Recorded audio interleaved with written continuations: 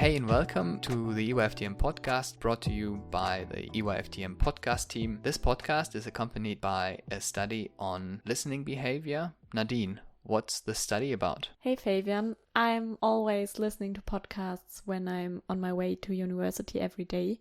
And I'm sure most of you are listening to podcasts too in your everyday life.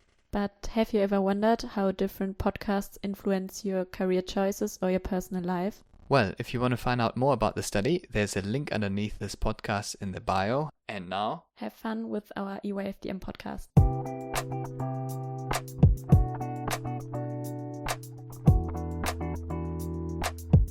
Hello and welcome back to the 11th episode of the EYFTM podcast. My name is Fabian and today we are recording from Paris in France. Today we have a very unusual guest here with us, Dr. Vincent Feuillie, who's a medical advisor and also the head of the Doctors on Board program at AirFrance here in Paris. Thank you, Vincent, for taking the time today. Hello, Fabien. I'm very happy to see you and welcome you in downtown in Paris. And apologize for my French accent, but we will speak together. Thank you so much for taking the time and also having us here in this very beautiful building at the Air France headquarters in Paris. I was very intrigued to actually come here because when you think of medicine or primary care or general medicine, my first career that comes up in my mind is probably not a medical advisor at a major international airline. When you started your medical career, you studied in Paris, right? Yeah, I study downtown in Paris at Bichat University Hospital downtown in Paris, yes. And when you studied, were you aware that you'd be ending up as the head of the community or Doctors on Board program? No, of course, really not. No. When I finished my study at the university, I was a GP and then didn't know really what I will have to do. First, I had an opportunity to work at Pasteur Institute Hospital. It was at the end of the 80s. The Pasteur Institute Hospital was on infectious and tropical disease. It was a past time where we had a lot of HIV people and a lot of tropical and infectious disease. So I started in infectious and tropical disease, and at this period it was a terrific period in HIV, and so I had my background in generics as a generics practitioner, and I had to study in infectious and tropical disease, and it was a very strong period because we have a lot of young people there, since it was a real contact I have with a medical team where I work with nurse and all the team, and it was a very strong and interesting period. Mm-hmm. And after that, at the Pasteur Institute, we had also a travel medicine department. Travel medicine department is closed from the infectious and tropical disease. Mm-hmm. When you think to travel medicine, you think to travel, and you think to travel, you have to take a plane. Mm-hmm. And that's the link with the air medical activity I had after. And to go to this activity, it was some contact I had in the life. You know, in the life you have some medical contact, you have some professional, and I met a doctor who has this position as a medical advisor for Air France, and I met him when I was 30 years old, and he spoke to me about aviation medicine and airline medicine, and I thought, oh, quite interesting and why to go on this way. And so at the end of the 90s, I just started to work for Air France, but it was part-time at this moment, and that's how you ended up working for Air France. Yeah. Let's go back to when you started as a GP and you worked at this hospital. Back in the day, general practice or primary care in France was very different from what we understand under primary care today. What was it like for you to actually find a job? Was it hard? Not so much. But at this moment, when I ended my university and I have my diploma of Doctor of Medicine, I did not know really at this time what to do. If I will work at the private GP, I will work at the hospital. And finally, as I said just before, I had this opportunity to work for an internship in infectious and tropical disease. So that's a way I prefer to choose at this moment. So instead of starting in one specific cabinet or practice, you actually decided to look around a bit. Yeah. You worked Yeah. you worked for the Institut Pasteur, which is a very prestigious organization. Yeah, as I say, it was also another opportunity to work at the Pasteur Institute. It was also to meet a professor who was in charge of this department. And I just have to say also that this moment in France, we had, at the end of the study, we had to make a military service. And I prefer to choose a civil service. And I spent 1 year and a half in the French Caribbean island in Guadeloupe. Yes, during 1 year and a half. So it was a tropical environment. So to discover a new culture, a new mode of life, and probably the link with infectious and tropical disease, and after with travel medicine, I'm sure that the 1 year and a half I spent in Guadeloupe was probably a choice I made after. Were you working as a doctor in Guadeloupe? Yes, yes. And what was your job in Guadeloupe? It was quite funny. I was a doctor for school. For school. Yes, yes. Just to make prevention for young. It was for child from 6 to 18 years old. It was prevention. So that was actually probably very close to GP work, as people might know it in France. Yeah. To control vaccination, to control if they have any disease, if they know about nutrition, and to have contact with family also if they have any trouble. Yeah. Oh, very interesting. And then after, when you worked at the Institut Pasteur, you actually started a bit of clinical work and research at the same time. Yeah, I was at this period. It was really difficult period for HIV, where we looked to find some new treatment. At this time, we had no treatment. We only have treatment of the disease, but not against the virus. So we had a close contact with researchers of Pasteur Institute in virology, in mycology, and so on. Also, we start some study about vaccination. You know, now there is no more vaccination for not yet vaccination for HIV. So it was a very large field of research, yes. And probably also very scary and unknown because the virus was very new. Yeah. Reminds me a bit of COVID nowadays, where a new virus suddenly pops up and everyone is very scared. Yeah. And you were one of the researchers working on it. That's very impressive. You said afterwards it was by chance that you ended up working for travel medicine and Air France. Yeah. When you look back at this choice, did you realize when you started working for Air France that this was going to be your full-time career? Or was it more like a fun side project at the start? I think it was maybe an objective, because if I go back to my study just before to start university, I did not know yet if I will go to work in medical department or in a company. So the mix between a company and medical, I think it was a good opportunity for me to prove this. So it was always kind of in the back of your mind to have this option to actually see these two. Have you had a role model, or have you had someone you knew who had done that as well before you, or was that something completely new? It was completely new. Yeah, completely. And then when you started at Air France, you were probably working with many people who don't tend to work with doctors. Was that a difficult moment, getting into that business environment as a medical doctor from the hospital with all these people who have done nothing but business for a long time and aviation? Not really, because at this moment, Air France have a travel medicine clinic. We had a travel medicine clinic downtown, close from the Invalides building, and it was it was the biggest travel clinic in downtown in Paris, same that as a Pasteur Institute travel clinic. So it was part of my job to give advice for travelers and to give of medical and vaccination, the good vaccination and good advice for malaria and so on for travelers. So it was the same job I had, part of my job in Pasteur Institute. But after that, and with discussion I had with my head office, was to go back to university because I had to improve in occupational health and in aeromedical activity too. Oh, that must have been hard to then go back to university. Yeah, so I was 40s and to go back to university, to have to pass some exam, to have some memory to read, to go every day to the university. And with younger people, it was quite improved, yes, for me. What did your family say when at the age of 40 you said, right, I'm going to go back to university? Yeah, it was quite difficult because you have some exam in February and you have also some exam in June. It's a period where you want to go to holidays and to have fun. And so I say, no, I will have that time. I say, no, I have to work and to study, a lot of work, but I was very helped with my family. Oh, wonderful. What's it like working as a doctor for an airline?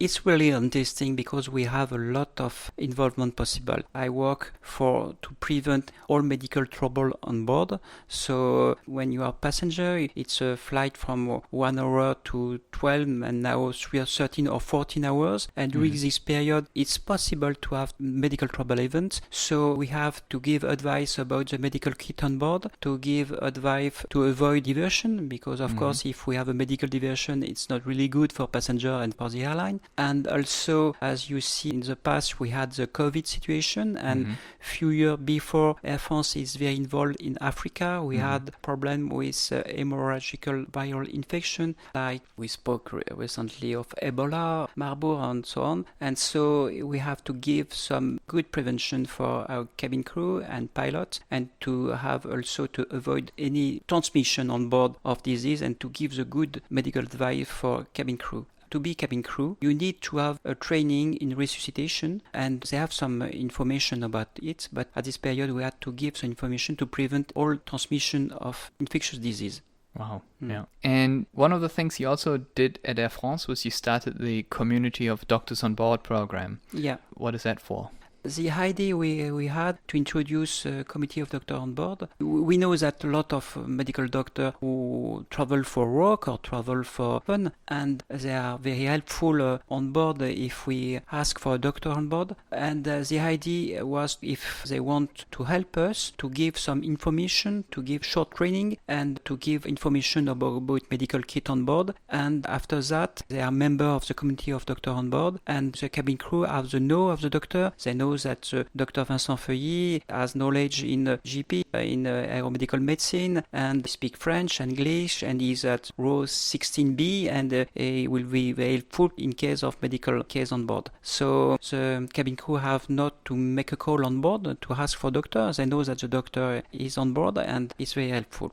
How do they see it? Is it marked on the passenger manifest, or how does it work when they see it? Yes, now whole crew use an iPad for that, and they know that the doctor is on board. And also we have to help the cabin crew. We have the help of SAMU de Paris. SAMU de Paris is an emergency medical public downtown in Paris office, and since more than 40 years, they give medical advice for all the French airlines. So it's very helpful for us, and I'm in close contact with SAMU de Paris.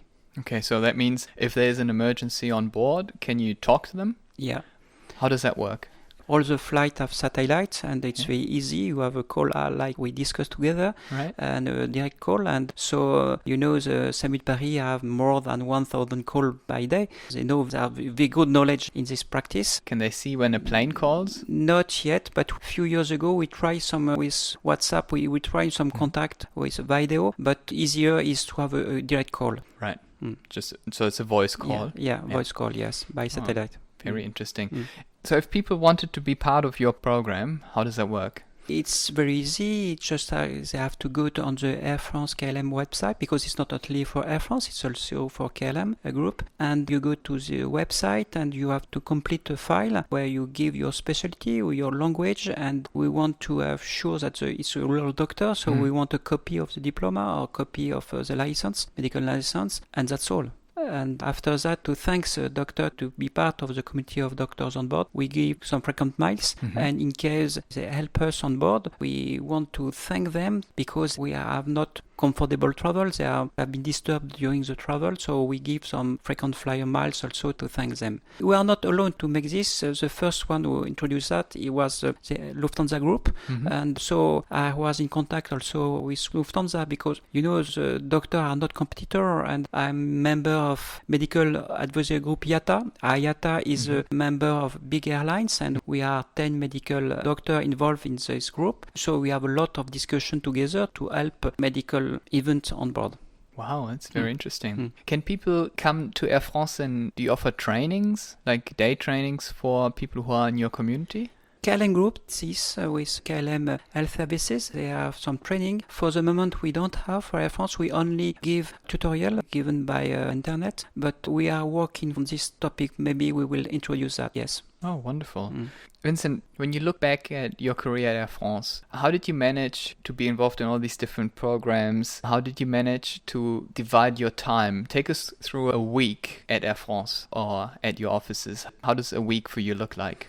My daily job is really different every day because every week we have a new topic we just appear. For example, end of July and August we have the Olympic and Paralympic Games, and after that we have MPOX. MPOX is totally different. MPOX appears in Congo Democratic, and so we have to give some advice for our crew and in prevention for passenger. It's just an example of recent events, and so I'm also in charge of all expatriate people. We have some expatriate people with family, and so the summer period is a period where they go back to France for summer for holidays, and so it's a good opportunity to make some medical visit for them and to see if they are fit to work in some country who are quite difficult medical. I have a daily work very different every day. It's one of my part which is magic for me to have every day. It's very different. Since a few days I work on an update we have of medical manual. Medical manual is a book for cabin crew to help them in medical event on board, and last one was 1 year old, so I worked to make a new version to introduce new disease as mpox and so on.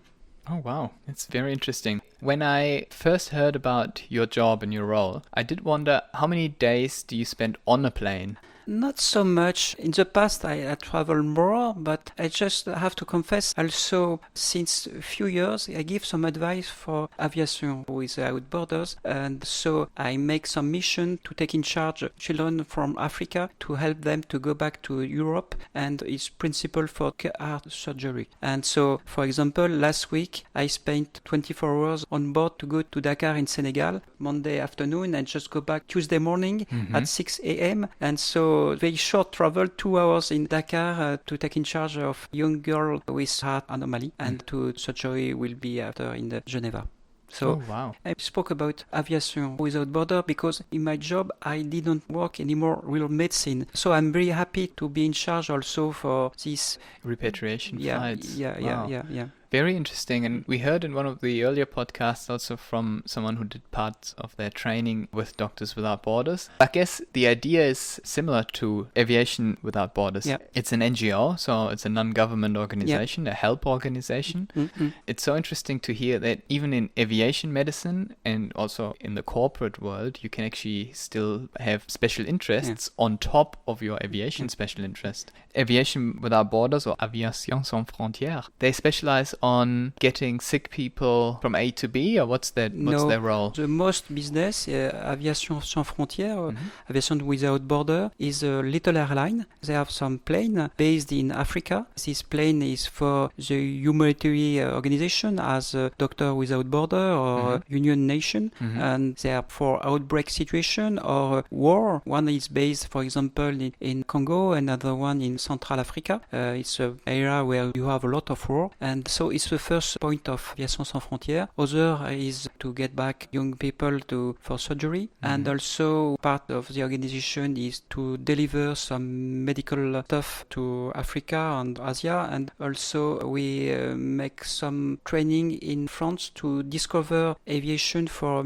younger, and also for young disabled people we offer a tour in a plane for an afternoon to discover this world. Oh, wow. Wonderful. Very interesting. So they have their own planes? Yes. Oh, wow. But that's a very expensive undertaking, isn't it? Yeah. And that's all funded through... Air France is member of Aviation Sans Frontières, but also they receive a lot of private help and government help to fund their missions. Wow. Vincent, we have a little game in this podcast that we've played in all the other 10 episodes. It's adapted from a German podcast. It's an A or B game. I'll give you word pairs and try not to think about them too much and just pick and choose quickly what you prefer or what comes to your mind. I will try. You can always say skip if it's too political or if you really can't choose. The idea is to not say skip more than 5 times. There are 50 questions or 50 word pairs, but you can always obviously say skip. You ready? Yeah. Plane or car? Plane. Plane or train? It's quite difficult. It depends of one of my son live in Brussels. Of course, I use a train. Okay, train. Pilot or crew? Crew, Traveling or staying at home?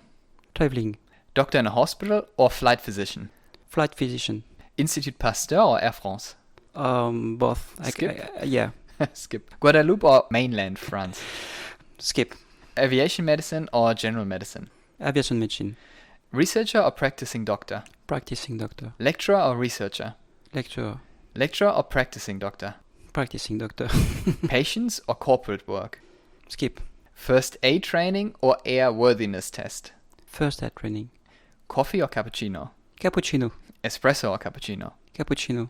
We just had one, thank you. Critical incident stress management or limitations crew resource management? Skip. You have to explain that afterwards. I don't even know what that means. Human factors or technical factors? Human factors. Aviation law or medical law? Medical law. Space or acceleration physiology? Space.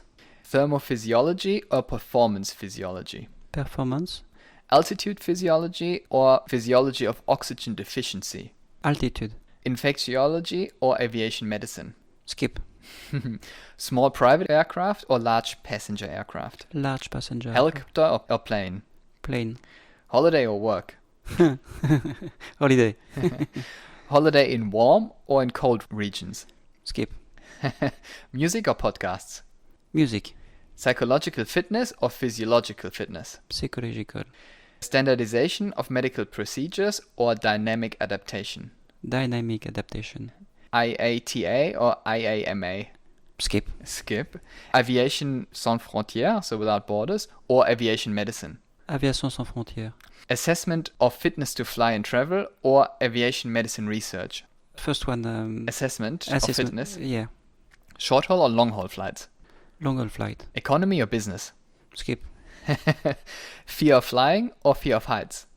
Fear of Flights? Yeah. Tomato juice or orange juice? Orange juice. Aisle or window seat? Window. KLM or Air France? Air France. Charles de Gaulle or Schiphol? Charles de Gaulle. Boeing or Airbus? Airbus. A380 or A350? 350. Takeoff or landing? Skip. Breakfast or dinner on board? Dinner on board. Pasta or chicken? Pasta. Marathon or half marathon? Full. Full marathon. Running or cycling? Skip both. Running or sailing? Both. Sailing or cycling? Sailing. French or English? French. Air France or Transport Canada? Air France. France. Fly yourself or be flown? Be flown. Aviation medicine or space medicine? Aviation medicine. Well-being or success? Well-being. Working holiday or holiday work? Working holiday. Work life or life work? Work life. Work life. That was it. Thank you very much, Vincent. We had a few very interesting pairs that I wanted your opinion on. What's the critical incident stress management or limitations crew resource management? What is that? It was introduced by the US. This idea is in case of incapacitation, in case of trouble on board, to help pilot. If he make a wrong decision or mistake, you have to speak about that and to avoid and to for the future to explain how to avoid it. So it's very interesting, and the aviation sector is helping that. And also, as you know, we had also the German wings crash, and it was dramatic for the airline and particularly in the medical department to avoid this. And we work a lot about this to help pilot, to help them to be confident with contact with doctor to help them, and also in the psychological department. Yeah, it's probably also something that we should probably need in medicine. Yeah, sure. Because it's all about working with errors and the human factor and human error. Yeah. I think we can learn a lot from aviation medicine in that field. One of the things where you said skip, and you probably don't want to comment on it, is economy or business class. I have the opportunity to try the business class. Of course, it's very comfortable, but last week for Aviation Sans Frontières, I was in economic class, and I'd be happy to be with my children also. Yeah, so I guess it depends. In quite a few word pairs, you picked well-being over success, or holidays over work, or work-life balance over the balance where work dominates. What's well-being for you? to try to be in a very good situation. Every morning when I go to Air France office in Charles de Gaulle, I'm very happy to be there because I'm in a good harmony with colleagues, and of course I'm very happy in holidays, and sometime during my holidays I receive some call from Air France, but for me it's normal as my job. I have to give some advice even I am in holiday. So one of the other things that you picked, probably also some of your holiday work, is you also give lectures in aviation medicine for several universities. Yeah. That's probably also why you picked lecturer over research. How do you manage all this? How do you manage all your time between going to these places for these NGOs, working for Air France, giving lectures? Do you ever go home? Since COVID, we had now a lot of video meeting, and it's the same also for lecture. But I confess that I prefer for the lecture to be in front of students. It's awful for me to be in front of screen with 20 people on the screen. I prefer to have direct contact, of course, with students. It's more benefit for me and I think for students. But never mind, to have video, it's easier for me with my agenda, better. Yeah.